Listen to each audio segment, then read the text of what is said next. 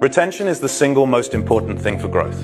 So many times, like I've advised multiple startups, my favorite was working with Airbnb, but I've worked with Coursera, I've worked with other ones that haven't done as well as those guys. But the one thing that is true over and over and over again is if you look at this curve, percent monthly active versus number of days from acquisition, if you end up with a retention curve that asymptotes to a line parallel to the x-axis, you have a viable business and you have product market fit for some subset of market.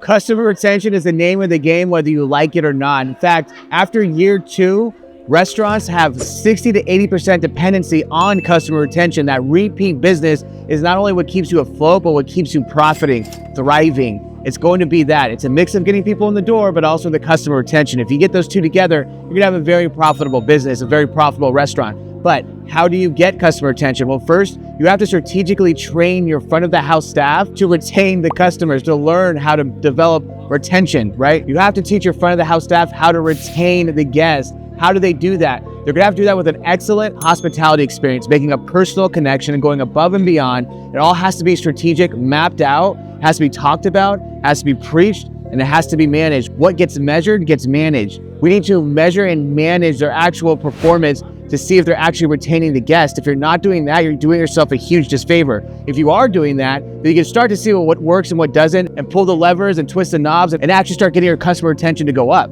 But if you're not doing that, you're wishing. And wishing is not a business plan, and it's not gonna end well.